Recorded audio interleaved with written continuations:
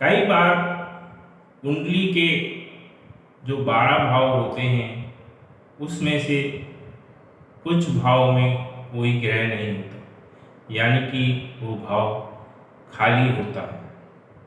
तो उसका फल आप कैसे जानेंगे, इस वीडियो में मैं आपको ये बताऊं। सबसे पहले तो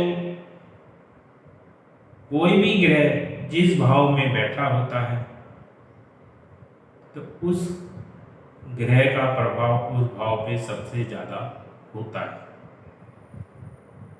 और अगर किसी भाव में कोई ग्रह ना बैठा हो तो हमको दूसरे स्टेप पे जाना पड़ता है, क्योंकि वो भाव खाली है, उसमें कोई ग्रह नहीं है। तो यानी कि कोई ग्रह नहीं है तो कोई प्रभाव भी किसी प्रकार का ग्रह का नहीं होगा, बैठने वाले ग्रह का।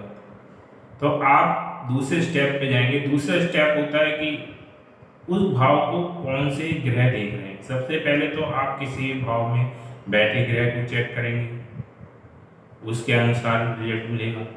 फिर अगर वहाँ कोई ग्रह नहीं है तो आप ये देखें कि उस भाव को किस ग्रह की दृष्टि पड़ रही है। तो उस ग्रह की दृष्टि के अनुसार, यानी कि उस ग्रह का जो प्रभाव होगा उस भाव पे होगा। तो आप उस ग्रह को पकड़िए जो दृष्टि डाला है, वो किस टाइप का है, किस भाव से संबंध रखता है, तो उसका प्रभाव उस भाव पे अवश्य होगा।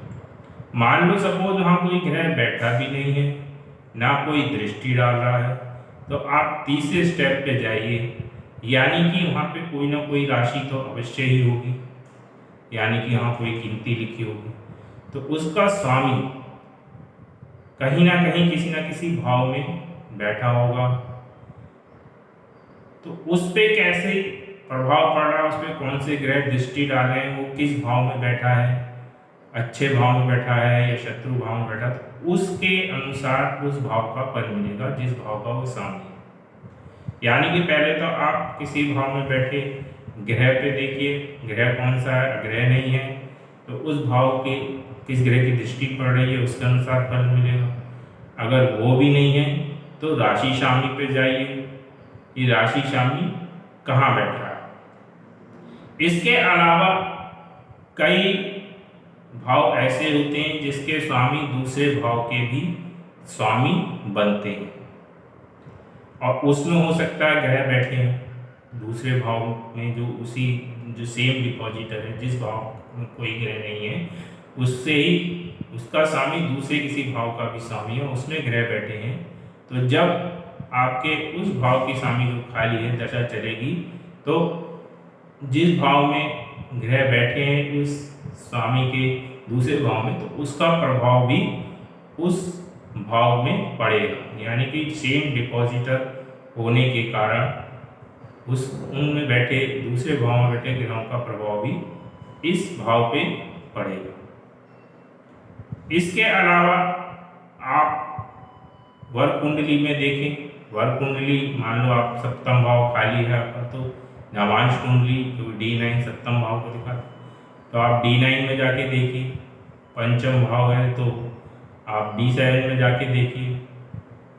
तो इस प्रकार से आप वर्ग कुंडली पे जा सकते हैं। उसके बाद और फिर गोचर में भी कोई ना कोई ग्रह हो सकता है वहाँ पे आया हो। जब प्रेजेंट गोचर चल रहा है, एक तो फिक्स होता है जब कुंडली जब आप पैदा होते हैं उस समय ग्रह की सीधे, और एक कंटिन्यू ग्रह चलते हुए कोई भी गोचर में आता है तो उसका इफेक्ट भी उस भाव पे पड़ता है। यानी कि सीक्वेंस क्या है, पहले तो आप किसी भाव का एनालिसिस करने के लिए उस भाव में बैठे ग्रह पे ध्यान दीजिए। ग्रह नहीं है तो उस भाव में किस ग्रह की दृष्टि पड़ रही है उसको देखिए।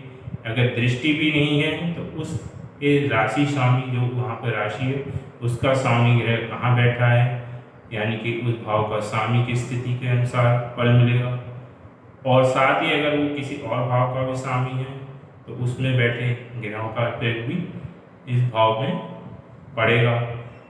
इसके अलावा आप वर्ग कुंडली में उस भाव से कि वर्ग कुंडली में देखिए कि उसमें कोई ग्रह बैठा हो सकता तो उसके अनुसार भी फल मिलेगा। उसके अलावा गोचर में भी कोई ना कोई उस भाव में कोई ग्रह आ सकता है या दृष्टि पड़ सकती है, तो उसका भी वहाँ पे प्रभाव पड़ेगा। तो इस प्रकार से आप खाली होने के बावजूद भी उस पर कोई ना कोई प्रभाव किसी ग्रह का रहेगा और उसके अनुसार ही आपको खाली भाव के रिजल्ट्स मिलेंगे। तो इस तरीके से आप भाव का एनालिसिस कर सकते हैं। तो अगर आपको मेरा वीडियो पसंद आया हो तो प्लीज़ शेयर कीजिएगा और लाइक कीजिएगा और मेरे चैनल को सब्सक्राइब अवश्य कर दीजिएगा और बेल आइकन को भी अवश्य दबा दें, जिससे कि मेरी आने वाली वीडियो के नोटिफिकेशन आपको टाइम टू टाइम मिलते रहे। इस वीडियो में इतना ही। धन्यवाद।